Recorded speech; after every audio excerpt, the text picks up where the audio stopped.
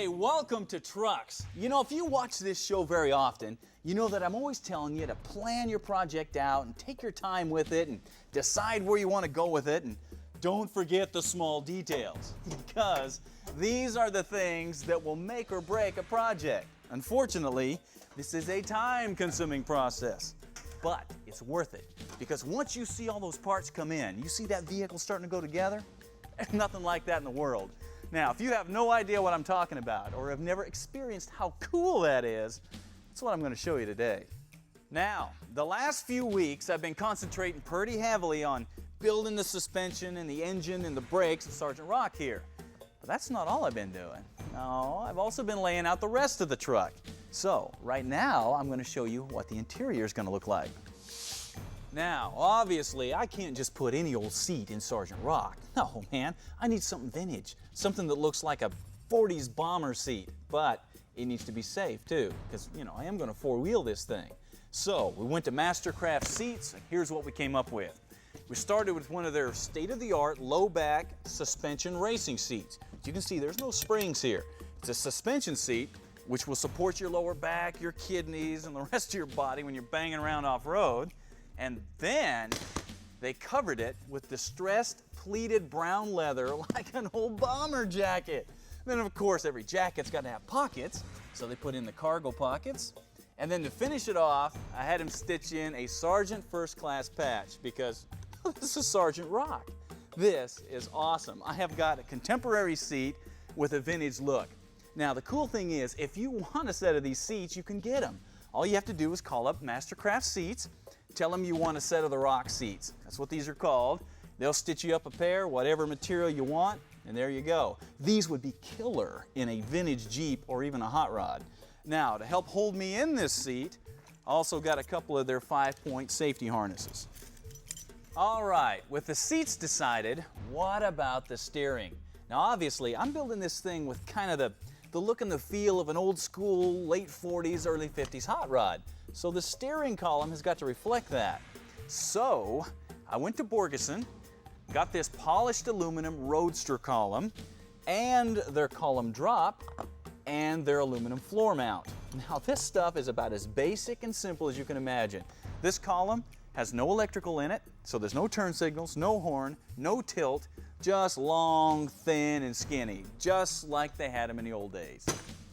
Now, for a traditional style steering wheel, you have got some choices out there. For example, Borgeson has got a classic 3-spoke or the 4-spoke. You can get these with leather wrap or just plastic. Or if you want something a little different in that same style, check this out from Grant. This is called the Delahaye series. And it's pretty slick. It's got rivets going through the spokes, give you kind of a new Art Deco look. So as you can see, you got some choices out there. You need to shop around, find what you like for the vehicle you're building. For gauges, once again, it was really important to keep things traditional looking. So I'm going to use a full 6-gauge set of these classic gauges from Autometer. Now check this out. They've got the little numbers and that little thin arrow pointer. You got the small chrome bezel and even the curved glass. Man, these look like something that would have been in a World War II airplane. But they have modern electronics, all the sending units, all the hardware, so you can hook these things up and they're going to work. So you have vintage look and modern technology.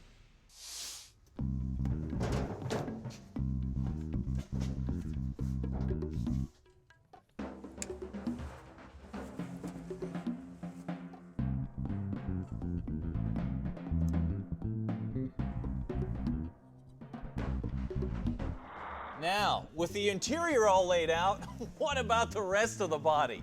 Well, I guess it's time for me to show you how this thing's all going to go together.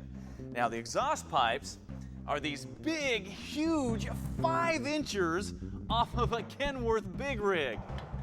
And they're going to bolt right into those pockets that are built into the bed using aluminum spacers so the pipe doesn't get up against the paint and blister it.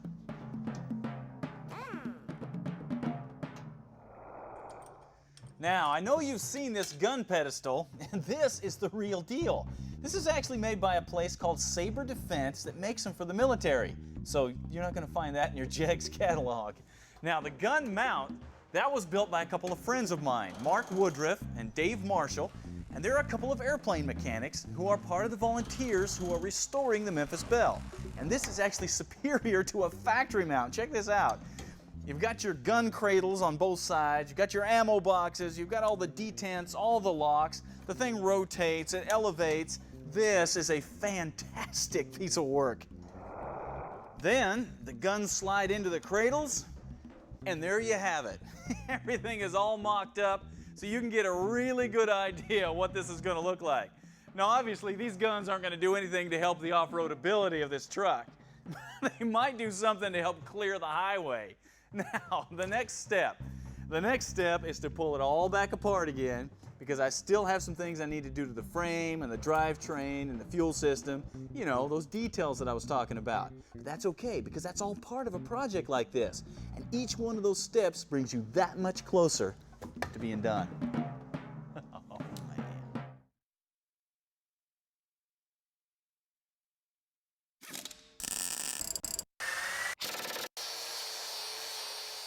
Hey, welcome back to Trucks. You know, before the break, I took you through the assembly of the interior and the bed of Sergeant Rock to kind of give you an idea what this thing is going to look like, and also to show you the kind of late 40s hot rod feel that I'm building into this thing.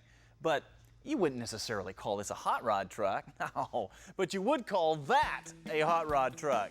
Yeah, that's right, the Harry Hauler. Now, I know a lot of you guys might have thought I forgot about this truck, but no, I haven't. I've actually been working on laying out an intake and an exhaust system that will match the insanity of building a chopped, shortened 34 International truck with an early injected Hemi. Okay, first of all, the problem. Since I am running this truck fenderless, I no longer have the lower body line that was established by the fenders and running boards. I've just got the frame here. And since the cab is narrower here at the front, you're going to see more of the frame from the side than you would at the back of the cab, which gives the optical illusion that the cab is sagging down in the rear. But in reality, if you look at this top line, it's raking down to the front. So you have two lines that are fighting each other. It looks terrible. So I need to reestablish this lower line, and I'm going to do it with an exhaust system. So the next stop was to a place called Stainless Works up by Cleveland that specializes in top quality stainless steel exhaust systems. That's where I laid out what I had in mind for the exhaust. Then they went to work. And in a few weeks, here's what I got back. 2 huge polished stainless steel 4-inch side pipes with the bracketry all welded on, bungs for the O2 sensors in place, clamps, even the mufflers are in place. But side pipes are only part of it. The other half is a hand-built set of polished stainless steel headers that are going to make a really cool transition between the engine and those side pipes. These are specifically designed for the look and the stance of this particular truck.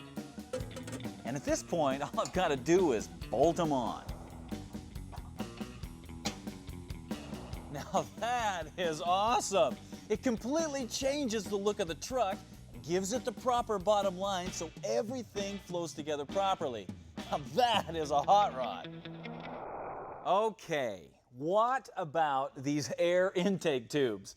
Now keep in mind, I am building something here that has the look and the feel of a 60s race car, which this definitely does, but there's nothing new here. I mean, you've seen this before. I mean, this look's been around since, well, the 60s, and I wanted something a lot wilder and crazier than this. So I went back to the guys at Stainless Works, and this is what we created.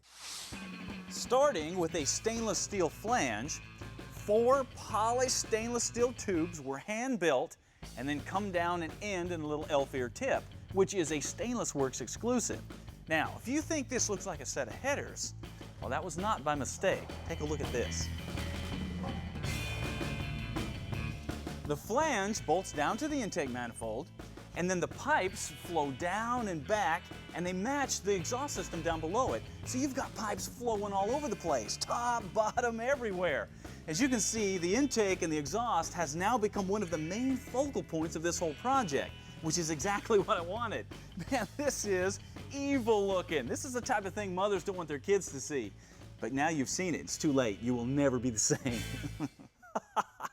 Now, I know some of you are thinking, oh man, that's great, but man, I don't need anything like that. I just need some mufflers for my S10, man.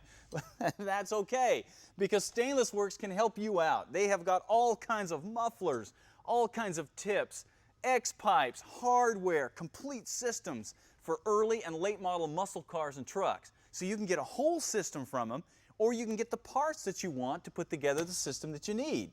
Either way, with a name like Stainless Works, you know it's made out of stainless steel, so you know it's going to last. And that's a good thing, because if you're going to do it, you want to do it right.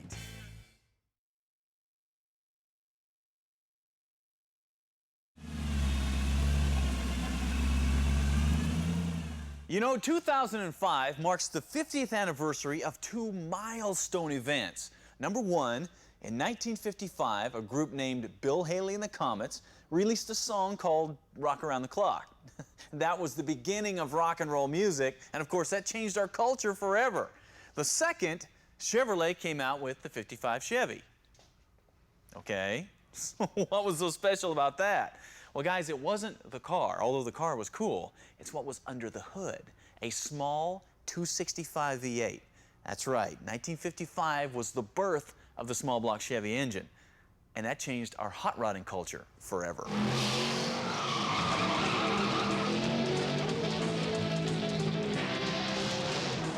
Now before that, the flathead Ford, the Chrysler Hemi, and Oldsmobiles, Cadillacs, and DeSotos were the engines being stuffed into hot rod cars and trucks and even boats.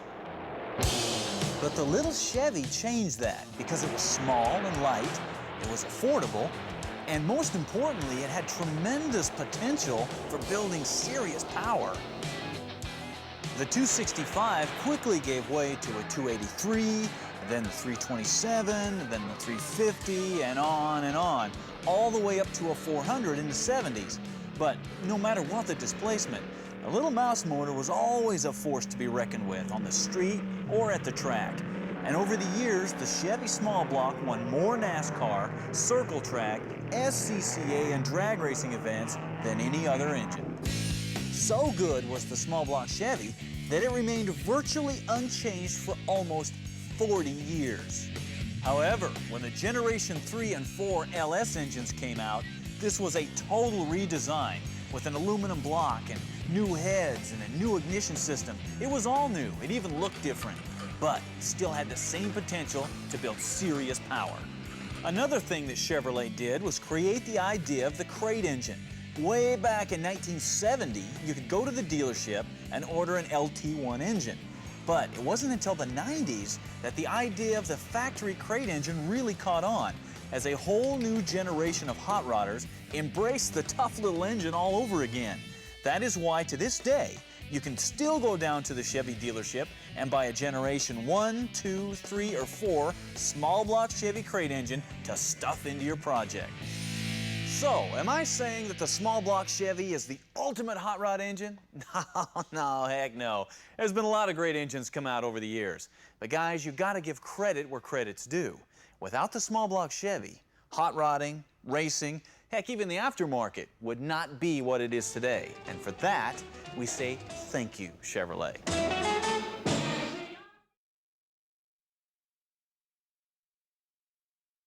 You know, one part that takes a tremendous amount of abuse in a performance or an off-road truck is an automatic transmission, because high horsepower and heat will kill these things if they're not built right.